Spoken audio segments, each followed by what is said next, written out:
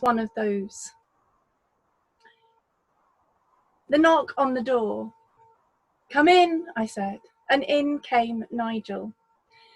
Nigel, who had been sat before me many times in the recent period for unfortunate, unpleasant, thoughtless behaviour.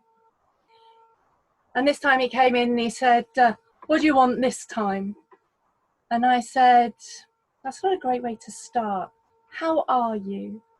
What's going on for you?" Then he said, "Well, I'm not telling you." So the reason that we're here today is because I've just had a member of our team in here who said that you have said that she's stupid, that she's thick in front of the whole team. And when she said to you, that really hurt me. You said, "I was only joking." And she didn't feel that it was a joke. At me, his eyes narrowed, his jaw tightened. "Well, she is stupid. She doesn't know anything. I don't know why she's even on our team." And I stopped. There was a lot of things that I really wanted to say, but I chose not to. Instead, I said, "Will you be polite enough to sit quietly for a moment and just listen to a story that's just popped in my head, and I feel I need to tell you." He crossed his arms. "You're all right then."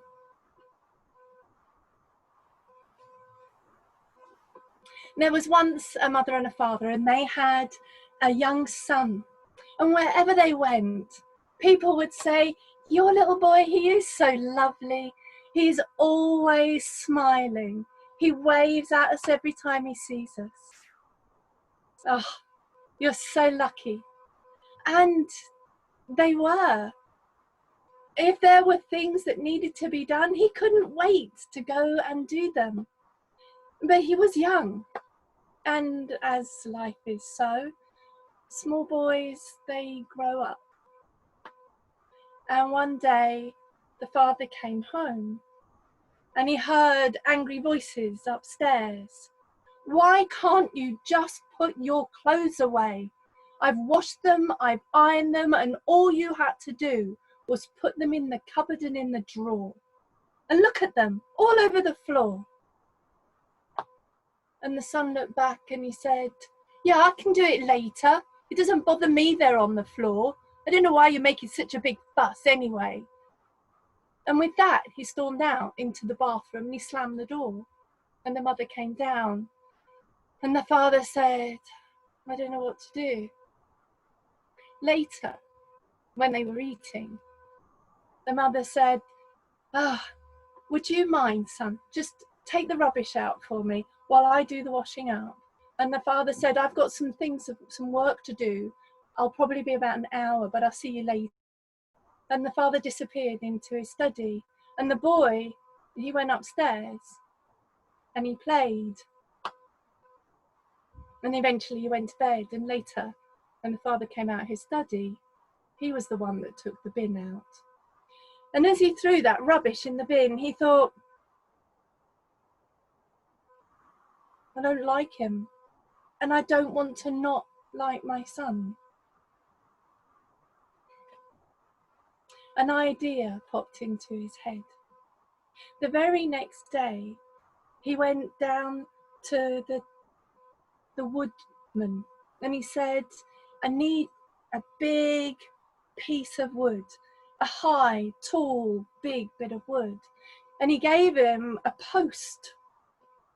And the man took that post and he took it back home and he dug a hole in the garden and he stood the post in it and he banged it down until it was strong and firm.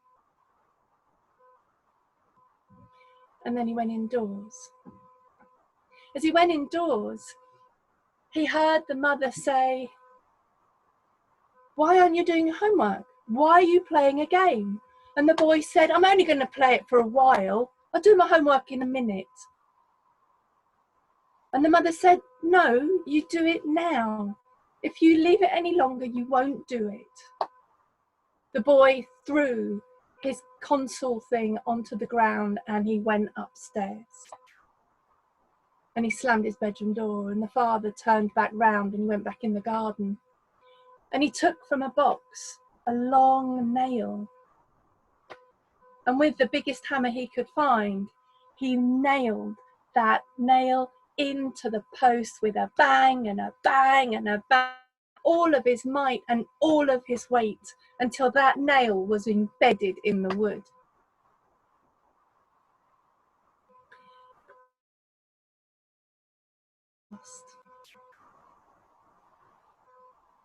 And the father had been out many times and put many nails into that post.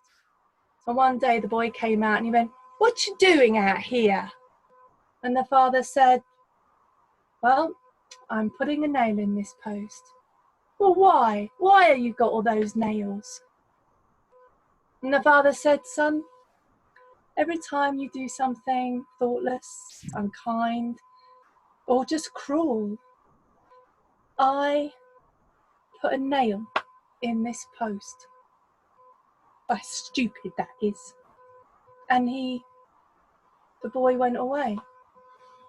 He went off out. But time has a tendency to pass, and the seasons changed. It was winter now, and the man was outside. And the boy came out and he said, "What are you doing, Dad?"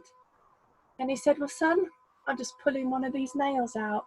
And he took the claw hammer and he pulled at the nail, and he pulled and he pulled and he pulled. And then he threw that empty nail into a box of used nails.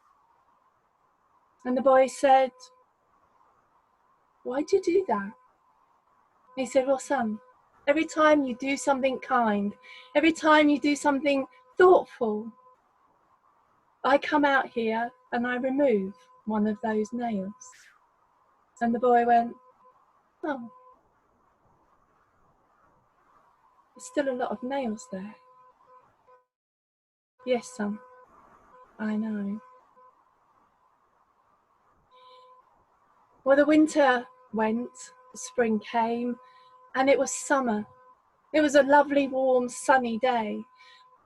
And the father was out in the garden, and beside him was his son. And his son, he said, "Dad, look, there's only one nail in the post." And the father said, "Yeah." And he pulled out the nail. And it was a difficult one to pull out, so hard had it been pushed in. But he pulled, and eventually the nail came free. And he put it in his box of used nails. And the boy said, "So everything's right now, isn't it, Dad?" And the father said, "Well, son, the holes are still there."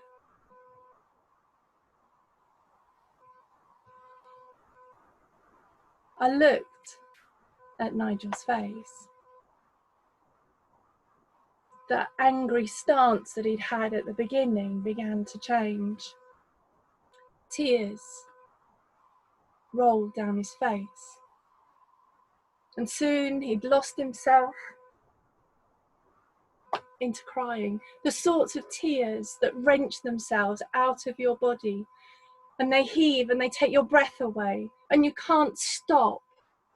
And he cried and he cried and he cried. I gave him tissues and water. I made a cup of tea for him, and I sat with him. An hour later, I gave him his bag and his coat, and I said, "You know, I don't know what that story meant to you, and I don't know what's going on. And I'd love you to be able to tell me. And it's your choice whether you do or you don't. But why don't you go home now and see how you are? Let me know that you're home and that you're safe." And with that, Nigel got up and he left. He went home his usual way, And about 50 minutes later, I got a text to say, home safe. The next day, I didn't see Nigel. I got a text to say he was seeing the doctor. The day after, I got a certificate from his doctor to say that he wouldn't be in for 6 weeks. It was actually 6 months later that Nigel came back to work. And he was kind, and he was thoughtful, and he worked hard. And a month after that, he told me that he was going to be leaving work. He was going to go off and study ecology and conservation, and to make a difference in the world. And it was nothing to do with me. It was the weight of the story that chose to be told.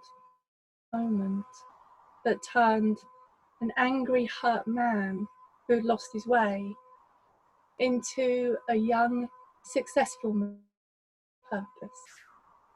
Thank you for listening.